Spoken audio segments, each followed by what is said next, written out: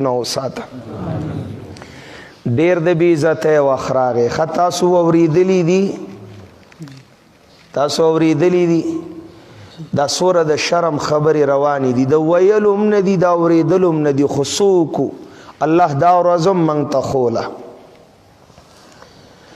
چنن د قوم جینا کے سڑک تر وتلی میرا جسم میری مرضی ناری شروع دی تصور دلی کنا میرا جسم میری مرضی اس پدی بحث کی گی یو وی خوی بل وی بد وی دا پکار دا ند پکار دا پنجاب ہائی کورٹ وی دا نعرہ بن لگی دا لوگو بن استعمالی گی دا کارڈونا بن لاس کی نیولی کی عورت مارچ اوکے عورت مارچ اوکے دا ظلم انتہا دا دا محمد الرسول اللہ دا دین از دا کون کی طالبات پہ جامع حفصہ کے دا غین محاصرہ دا جرم دا دے چی پردہ کئی جرم دا دے چی دین و قرآن وی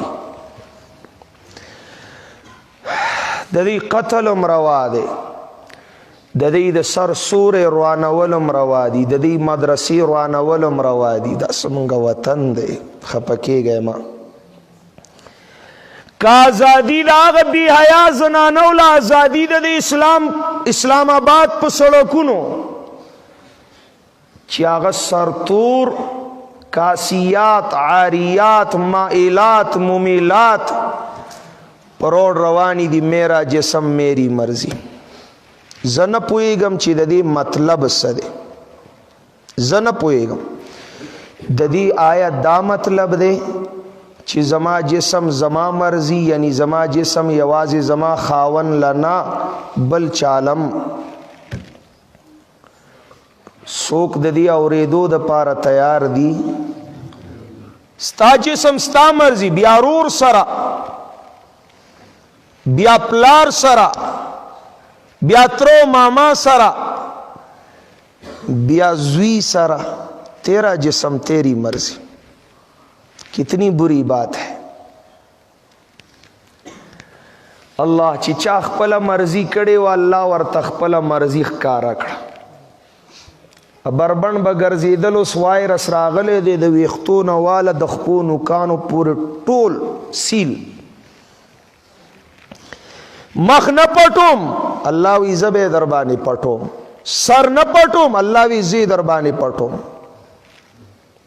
پٹی کے پٹ پہ نہ کر ستا جسم ستا مرضی ستا جسم ستا مرضی بیا ستا پا جسم کی دا چینجی ولی کی گی دا مرضونا و کینسر تا تا ولی لگی اللہ مو ہدایت نصیب کا ہدایت مو پا قسمت کی نی پا جسم کی دی اللہ چینجی ہو کا یار پا دی خیرو دیر خوشحالے گئے ذوق بدل شو نور سکولے نشو دا خبر سید بیواسیو کا نا دا کنڈی دا غواسی اللہ اللہ دا درد دے بھئی دا درد دے دا درد دے صرف دا دی زنانو خبر نا دا دا طول قوم دا زنانو بیزتی دا پا عالمی میڈیا پاکستان کی دا سی خزی دی چی اغیوی زرازے زمنگا جسم دے و زمن خواخا ستا جسم دے نو ستا مرضی پی چلی گی تا بیماری گی ولی ستا پا بدن کی ستا پا جسم کی چینجی ولی کی گی ستا غسخا دانی دا کینسر ولی راخی جی پتا لکا دا سامیری مرض دا خارخ ولی لگی ایو پا کیوی نر دے گورا کل کل اللہ فاسق فاجر نم خکار واخلی وی چپشا تو میرا جسم میری مرضی تیرے جسم پہ کوئی تھوکتا بھی نہیں ہے تیرے جسم پہ کوئی پیشاب بھی نہیں کرتا اس خلق یو گورا دا خزی بی عزتی کڑے دا دی خزی خپلا بی عزتی پا خپلا کڑے دا سی خزی اللہ اللہ پا عزت خو عائشہ پوئی دا پا عزت خو فاطمہ پوئی دا پا عزت خو حفصہ پوئی دا عزت خو دا غیو دا دا عزت دا نیلامے دعوت ورکی کاڑی نیولے دے رازے رازے زما عزت ٹولو لپکار پارزان قیمت ملاو دستیاب دے د دې ښځې به څه عزت وي چې د دې سره د عزت کلام څوک وکړي او خطاب به څوک وکړي. ماله زما جامه د دې خبرې اجازت نه راکوي څه چې دې له ویل پکار دي. پوهېږئ په دې که نه؟ خو علیها ما تستحق. ټیک شوه داسې که نه؟ ډېره بده خبره ده، ډېره سپکه خبره ده، ډېره سپکه خبره. خو دا ولې؟ ځکه مدرسې روانۍ طالبات پریدي نه، دین او قرآن خلاف شروع دی. آخر به دغسې پیداوار به کیږي او دغسې حالات به جوړیږي چې د قوم جینکۍ به سړکونو ته راوځي او سر عام د بدکارۍ دعوتونه به ورکوي او د بې حیایۍ چغې به وي. یار دا د اسلام او د قرآن او سنت خبرې ته یو سیټ ته کېده، انسانیت او غیرت مخې ته کېده. دې ته خو دی نه دي تیار. هغه څه چې ته دعوی کوي او نارې لګوي انسانیت هیومن رائټس، دا د انسانیت نه منافي خبره ده. انسانیت هم دې نه تپوس پکار دی چې ستا په جسم ستا مرضي نو دا خوله زما د زما مرضي برداشت که چې ستا څه حق دی چې زه ووایم ته برداشت که. ستا په جسم ستا مرضي نو زما خوله زما مرضي.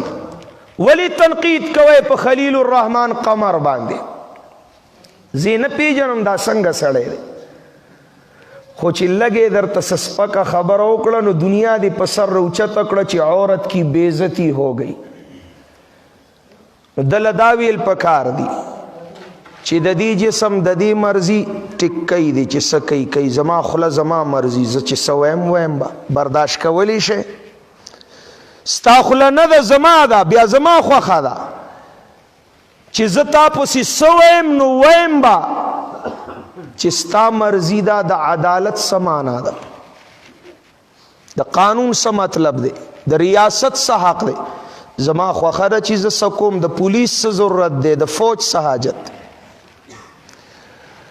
چې مولا صاحب خبر وکړي وي دا توهین عدالت شو، دا دهشتګردي ده. اوس د عدالت نه دا فیصله راغلی ده چې دا ناره به دا ښځې نه لګوي، دا د بې حیایۍ خبره ده. د عدالت خلاف په میډیا آن د ریکارډ موجود دی او اوس هم پې فخر کوي او باسونه کوي. ولی شوکاز نوټس ورته نه میلاویږي؟ ولی چیف جسټس سوموټو ایکشن نه اخلي؟ دا ملعونه دی گرفتار کړی شي. دا داغ دی د دې قوم د پاکو عفیفو حیاناکو زنانو په پاکه لمنه. دا داغ دی، بدنما داغ دی. دا دی ووینځلی شي.